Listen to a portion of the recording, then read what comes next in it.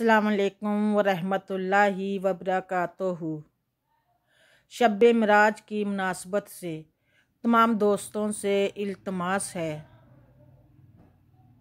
कि ज़्यादा से ज़्यादा नवाफल और दुरूद पाक का पढ़ने का एहतमाम करें और अपने अजीज़ो अकारब और तमाम मुसलमानों के लिए दुआ करें। दूसरों के लिए की गई दुआ अपने हक़ में भी कबूल होती है। अल्लाह ताला हमें हजूर अकरम सल्लल्लाहु अलैहि वसल्लम से सच्ची मोहब्बत व अकीदत नसीब करे।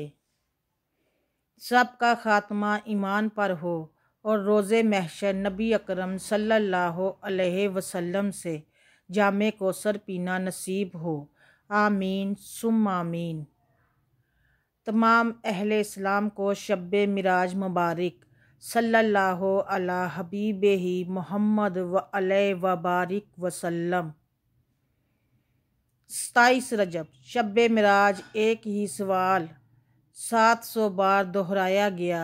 मेरे महबूब मांगो क्या मांगते हो। एक ही जवाब आया, मेरी उम्मत की मगफरत। सुबहान अल्लाह।